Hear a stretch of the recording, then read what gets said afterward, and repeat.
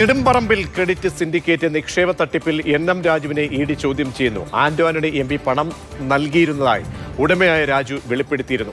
തെരഞ്ഞെടുപ്പ് പ്രചാരണത്തിന് പണം മേടിച്ചിരുന്നു എന്നും മടക്കി നൽകിയെന്നുമായിരുന്നു ആന്റോ ആന്റണിയുടെ പ്രതികരണമുണ്ടായത്. എസ് രാഗിൻ ചേരുന്നുണ്ട്. രാഗിൻ, ഇതിലെ വലിയ എമൗണ്ട് മാത്രമല്ല ബാങ്ക് പൊട്ടിപ്പോയ ബാങ്കിൽ എങ്ങനെയാണ് ഈ ആന്റോ ആന്റണിയുടെ ബന്ധം ഉൾപ്പെടെയുള്ള കാര്യങ്ങൾ നേരത്തെ രാജു തന്നെ വെളിപ്പെടുത്തിയിരുന്നു. രാജുവിനെ ചോദ്യം ചെയ്തു തുടങ്ങിയോ? എപ്പോഴായിരുന്നു ചോദ്യം ചെയ്യൽ? എന്താ കാര്യങ്ങളായിരിക്കാം ഇ.ഡി. തേടുക?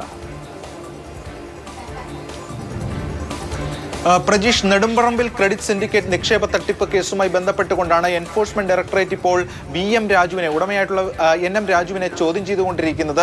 വളരെ സുപ്രധാനമായിട്ടുള്ള ചോദ്യം ചെയ്യലാണ്.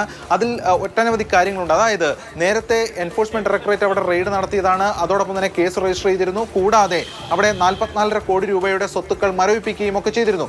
അപ്പോൾ ഈ എൻ.എം. രാജു അടക്കം ഒരു കാര്യം വെളിപ്പെടുത്തിയിരുന്നു. അതായത് ഈ 2019 ആന്റോ ആന്റണി എം.പിക്ക് തെരഞ്ഞെടുപ്പ് പ്രചരണത്തിന്റെ ഭാഗമായിട്ട് 2 കോടി രൂപ നൽകിയിരുന്നെന്നും അത് വായ്പയായിട്ടാണ് നൽകിയതെന്നും എന്നാൽ തിരിച്ചു തന്നില്ല, 20 ലക്ഷം രൂപ മാത്രമാണ് തിരിച്ചു നൽകിയത് എന്ന കാര്യവും വെളിപ്പെടുത്തിയിരുന്നു.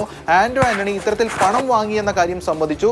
അത് തിരിച്ച് കൊടുത്തു എന്നും പറഞ്ഞു. എത്രയാണ് എന്താണ് എന്ന കാര്യമൊന്നും വെളിപ്പെടുത്തിയിട്ടുമില്ല. അപ്പോൾ അതിൽ ഒരു സുതാര്യത പ്രശ്നം അല്ലെങ്കിൽ അതുമായി ബന്ധപ്പെട്ട കണക്കിന്റെ കാര്യത്തിലൊക്കെ പ്രശ്നമുണ്ട്. ഇതിൽ ഏറ്റവും പ്രധാനപ്പെട്ട കാര്യം എൻഫോഴ്സ്മെന്റ് ഡയറക്ടറേറ്റിനെ സംബന്ധിച്ചിടത്തോളം ഇത് തട്ടിപ്പ് നടത്തിയിട്ടുള്ള ഒരു സ്ഥാപനമാണ്. അങ്ങ് ഒരുപാട് പേരെ കബളിപ്പിച്ചിട്ടുള്ള സ്ഥാപനമാണ്. അപ്പോൾ തട്ടിപ്പിലൂടെ ലഭിച്ചിട്ടുള്ള പണമാണ്. ആ പണത്തിന്റെ ഒരു വിഹിതം അല്ലെങ്കിൽ അതിൽ നിന്നാണ് ആന്റോ ആന്റണിക്ക് പോയത് എന്ന നിഗമനം തന്നെയാണ് ഇ.ഡിക്കുള്ളത്. അപ്പോൾ അത് പ്രൊസീഡ്സ് ഓഫ് ക്രൈം ആണ്. അതുകൊണ്ട് ഈ ആന്റോ ആന്റണിയെ അടക്കം ചോദ്യം ചെയ്യേണ്ടതായിട്ടുണ്ട്.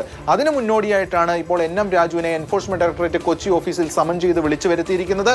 വിശദമായിട്ടുള്ള ചോദ്യം ചെയ്യലുണ്ടാകും. അതിനുശേഷം ആന്റോ ആന്റണിക്ക് നോട്ടീസ് നൽകും. നേരത്തെ തന്ത്രിക്ക് ഈ ബാങ്കിൽ അക്കൗണ്ട് ഉണ്ട് എന്ന തരത്തിലുള്ള ചില വിവരങ്ങൾ അല്ലെങ്കിൽ ചില ആരോപണങ്ങളൊക്കെ CPM അന്ന് ഉയർത്തുകയും അതുമായി ബന്ധപ്പെട്ട കാര്യങ്ങളൊക്കെ ഉയർന്നു വരികയും ചെയ്തിരുന്നു. പക്ഷേ അത് എൻ.എം. രാജു നിഷേധിക്കുകയാണ്.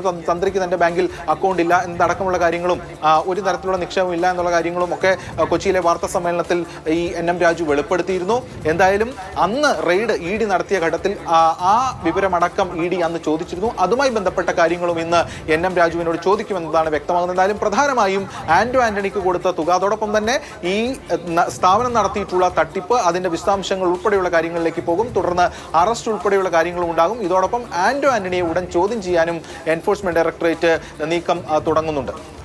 ശരി, രാഗിനാണ് കൊച്ചിയിൽ നിന്നും വിവരങ്ങൾ നൽകിയത്.